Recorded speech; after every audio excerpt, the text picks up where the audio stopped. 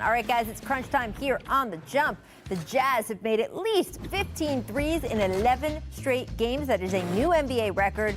Brian, can the Jazz continue the hot shooting tonight against the Hawks, though? Yeah, I mean, this was one of the things that was just defined their season so far is they've become the best three-point shooting team in the league.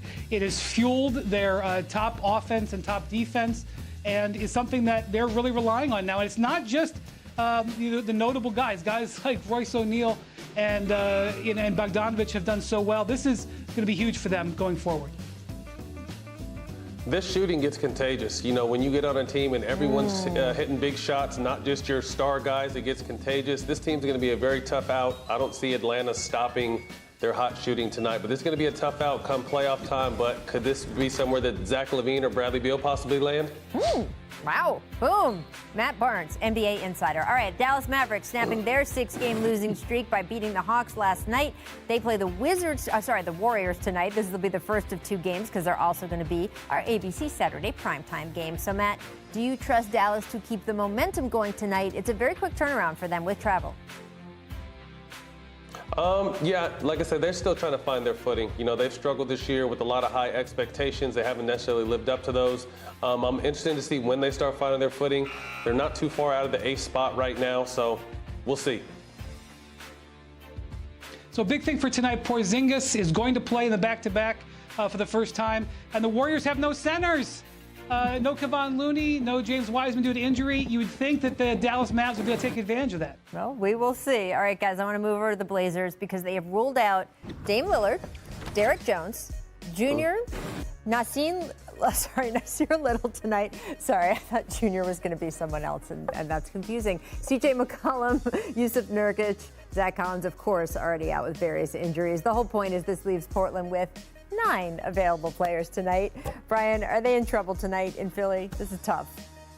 Well, it's not like they're playing the great team. It's, should be an easy win either way, right? I mean, sure, no problem. This looks like a white flag game to me if I've ever seen one. This looks just take your loss and move on. Don't get anybody else hurt.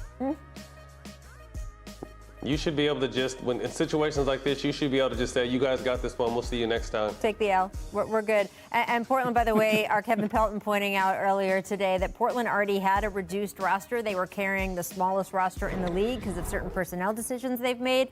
So this hits them even harder than a normal team. All right, guys, I want to get to All-Star because the first round of fan voting was released today. Let's take a closer look. Beginning in the Eastern Conference, the fans are voting for Kyrie and Bradley Beal to start in the backcourt. In the front court, the fans are currently going with KD, Giannis, and Joel Embiid to start. KD leads all players in voting, by the way. Like, he never missed a beat, guys. Now let's move over to the West. Right now, the fans are picking Luka and Steph to start in the backcourt to go along with LeBron, Nikola Jokic, and Kawhi in the front court.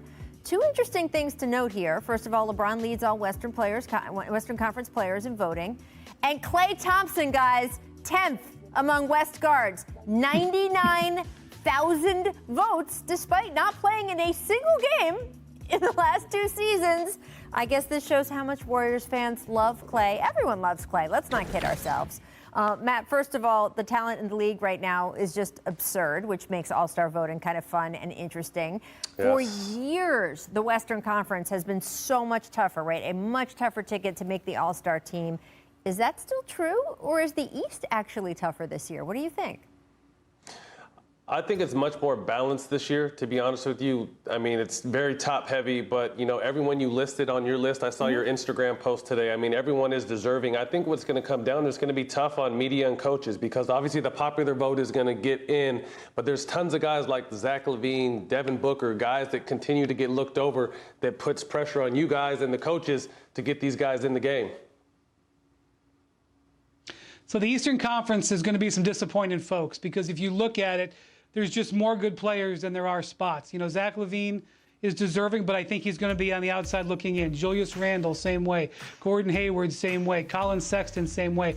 It's just not going to work. I am glad, though, that Bradley Beal is leading all guards and by a healthy margin. After last year, in my view, he was snubbed. The fans are putting Bradley Beal into the game. He's got a 200,000 vote lead over Kyrie for the top guard spot. I don't know if that'll hold. I don't know if Harden will overtake him.